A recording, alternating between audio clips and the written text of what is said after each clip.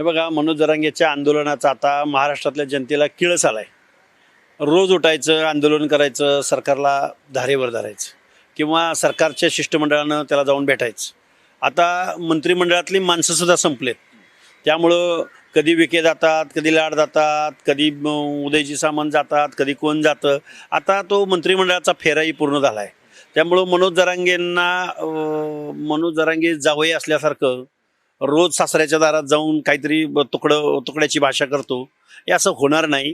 हे कायद्याचं राज्य आहे, इथं लोकशाही आहे, इथं प्रत्येक माणसाच्या हिताचं संरक्षण केलं जातं. त्यामुळं मनोज जरांगेंनी बेकायदा मागणी सोडून द्यावी आणि उगाच उठसूट लांडगा आला रे आला या गोष्टीसारखं मनोज जरांगेचं एक दिवस होईल.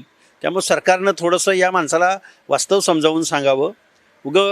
आणि मराठा समाजानं सुद्धा एखादा सुशिक्षित, एखादा निवृत्त न्यायाधीश, आरक्षणाची धोरण, पॉलिसी आणि वास्तव ते शक्य आहे का या दृष्टिकोनातून एखादा नेता निवडावा.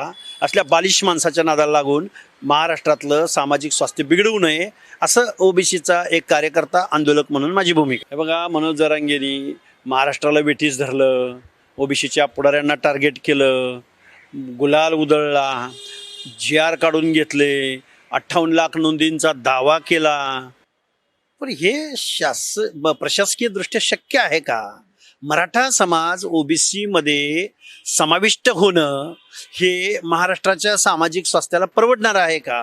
मराठा सामाजिकदृष्ट्या मागास होऊ शकतो का? आणि जर तो ओबीसीमध्ये सामील झाला तर मूळ ओबीसींचं काय होईल या परिणामाचा विचार महाराष्ट्र शासनाकडं नसेल. त्यामुळं महाराष्ट्र शासनानं वास्तव भूमिका घ्यावी आणि या मनोज जरांगेला कायदा जर हातात घेत असेल त्याला सरळ उचलावं आणि जेलमध्ये टाकावं. नाहीतर महाराष्ट्रातलं सामाजिक स्वास्थ्य महिन्या दोन महिन्याला असं होत राहणार आहे. मग आता त्याच विखे पाटलांना आणि त्याच प्रसाद लाड साहेबांना मुख्यमंत्री महोदयांनी त्यांच्याकडे पाठवावं आणि मनोज जरांगेचं आंदोलन त्याला काय असेल ते बघावं. आणि मी तर काय म्हणतोय, अरे काय तुम्ही किती लाड लावलेत राव या मनोज जरांगेचे. अरे महाराष्ट्रामध्ये इतर समाज राहतो, इतर क्लास राहतात, इतर लोक राहतात. त्याच्यावर शासनानं कधीतरी तत्परता दाखवावी. हा अनपढ माणूस, नेहमी ओबीसींना टार्गेट करणारा माणूस, ओबीसींचा द्वेष करणारा माणूस, ओबीसीच्या नेतृत्वाचा द्वेष करणारा माणूस, ओबीसीच्या नेत्यांना पाण्यात पाहणारा माणूस हा म्हणतोय आम्हाला ओबीसीमधून आरक्षण पाहिजे. किती आणि कुठलं हैदराबाद गॅजेट. अरे मंडल आयोग लागू कधी झाला? ओबीसीला आरक्षण 93-94ला मिळालं. इथं आयोगाने, वेगवेगळ्या न्याय संस्थांनी त्याला रेकमेंडेड केलं म्हणून ओबीसी आरक्षण लागू झालं. हैदराबाद गॅजेटचा आणि मराठा समाजाच्या ओबीसी आरक्षणाचा काही संबंध आहे हो? नोंद सापडली. कशाची नोंद सापडली? ओबीसी म्हणून सापडली का सामाजिक मागास तुम्ही आहात म्हणून सापडलं?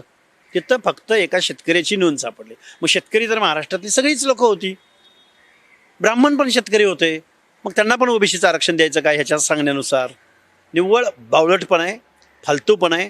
डे 1 पासून मी महाराष्ट्रात लोकांना समजावून सांगायचा प्रयत्न करतोय. पण हुल्लडबाजी करणारे वाळू माफिया, भूमाफिया, कॉन्ट्रॅक्टर या सगळ्या लोकांनी मनोज जरांगेला उभं केलेलं आहे. काही लोकांना आपलं राजकीय अस्तित्व शोधण्याचा या मनोज जरांगेचा वापर केला जातोय. त्यामुळं मनोज जरांगेला शासनानं योग्य शब्दात आरक्षणाचं वास्तव समजावून सांगावं असं माझं मत आहे. ओबीसी आपल्या हक्क अधिकाराचं संरक्षण करायचं, ओबीसींना लोकशाहीनं अधिकार दिला आहे. आम्ही आंदोलन करू, लोकशाही मार्गानं करू, सनदशीर मार्गानं करू. जरांगेंनी कुणाला टार्गेट केलं, ट्रोल केलं, शिव्या दिल्या, आम्ही तसं नाही करणार.